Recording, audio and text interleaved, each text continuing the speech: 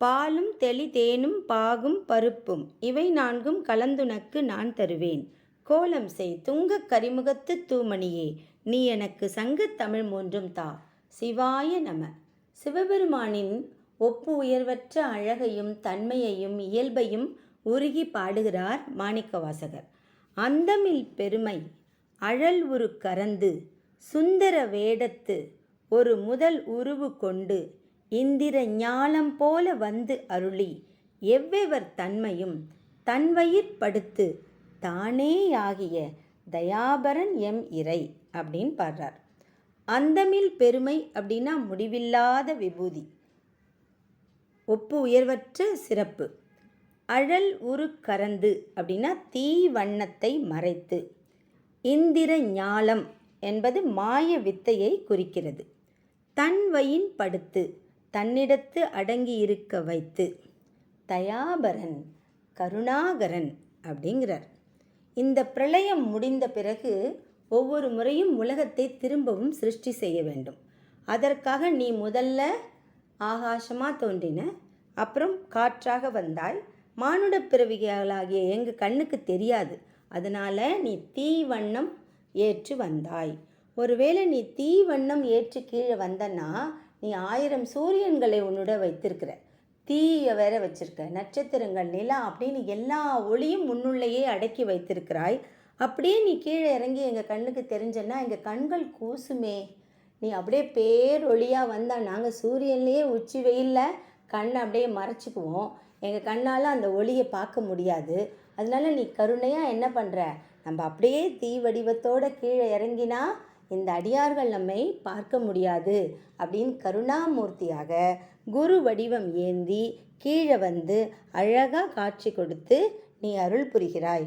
உன்னுடைய கருணையை என்னன்னு சொல்கிறது அப்படின்னு வியந்து பாடுறது தான் இது. அப்போ சுந்தர வேடம் அப்படின்னு சொல்கிறாங்க இல்லையா, அது குருமூர்த்திகள்லாம் தன் காதில் ஒரு காதணி அணிவாங்களாம். அதற்கு பேர் சுந்தர வடிவம் அப்படின்றாங்க. அதான் குருமூர்த்திகள் அணியும் குண்டல விசேடமும். அது அவ்வளோ அழகான சுந்தர வேடம், அது ஒரு அழகான காதணி. அதை ஆச்சாரியார்கள் பெரிய பெரிய குருக்கள்லாம் தன் காதில் அணிஞ்சிப்பாங்க.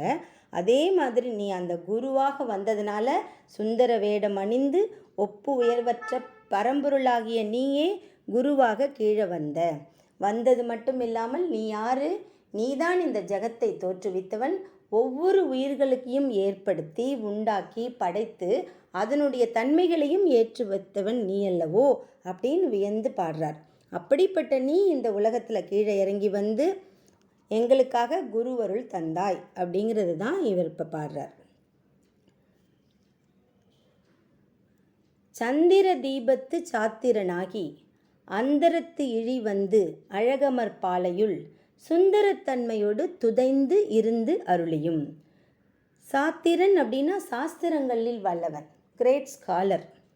இழிந்து வந்து அப்படின்னா இறங்கி வந்து. அழகு அமர் அப்படின்னா அழகு நிறைந்த.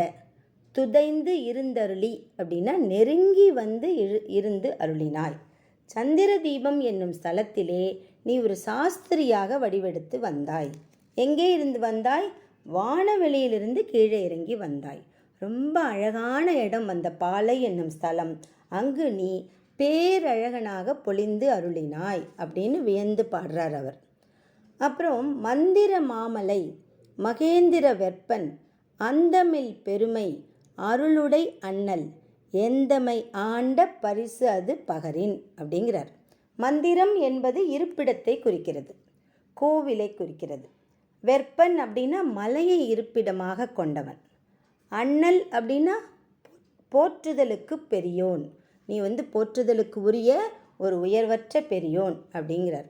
நீ என்ன பண்ண, வேதங்களின் உட்பொருளை விளக்கணும் அப்படின்னு முடிவு பண்ண. அங்கேருந்து கீழே மகேந்திர மலை வாசி நீ. அப்படி எண்ணற்ற சிறப்புகளையும் உயர்வுகளையும் கொண்ட அருட்சக்திகளை உன்னுடன் கொண்டுள்ள படைத்துள்ள பெருமான் நீ. எம்மை ஆட்கொள்வதற்காக கீழே இறங்கி வந்தாய், எவ்வளவு கருணை உனக்கு அப்படின்னு பாடுறார். அதை நான் எப்படி பாட முடியும்னு கேட்குறார். எம் தம்மை ஆண்ட பரிசு அது பகரின், என்னால் பகிரவே முடியலையே, சொல்லவே முடியலையே அப்படின்னு வியந்து பாடுகிறார் மாணிக்கவாசகர். இதுக்கு இன்னும் ஒரு அர்த்தமும் சொல்கிறாங்க. ஒரு முறை சந்திர தீபத்தில் தான் உமையம்மை பராசக்தி இருந்து தவம் இருந்து அந்த சிவபெருமானை ஆகமத்தை சொல்லித்தரணும்னு கேட்டுக்கிட்டாங்களாம். அந்த இடத்துல சிவபெருமான் தோன்றி திருக்கழிப்பாலை அப்படிங்கிற ஸ்தலத்தில் தோன்றி பராசக்திக்கும் அனுகிரகம் செய்தார்கள் ஆகமத்தை விளக்கி அப்படிங்கிறதும் ஒரு உரை சொல்லுது. அதனால் அதை அப்படியும் எடுத்துக்கலாம். மாணிக்க வாசகருக்கு திருப்பெருந்துறையில் கீழே இறங்கி வந்து குருவருளாக அழித்து கழல்களை காட்டி உபதேசம் தந்தார் இல்லையா, அதுவும் எடுத்துக்கலாம். அவர் கீழே இறங்கி வந்தது தான் இங்கே சிறப்பு. பெரிய தீப்பிழம்பு நீ குரு அருளை தருவதற்கு குரு வடிவம் தாங்கி நீ கீழே இறங்கி வர அப்படிங்கிற அந்த இயல்பை அந்த தன்மையை தான் மாணிக்க வாசகர் சிறந்த தன்மையாக போற்றி புகழ்கிறார். அப்படிப்பட்ட எம்பெருமான் கீழே இறங்கி வரார் கருணை வடிவம் கொண்டு. அந்த கருணாமூர்த்தியை நாமும் வணங்குவோம், நல்லருள் பெறுவோம். திருச்சிற்றம்பலம், திருச்சிற்றம்பலம், திருச்சிற்றம்பலம்.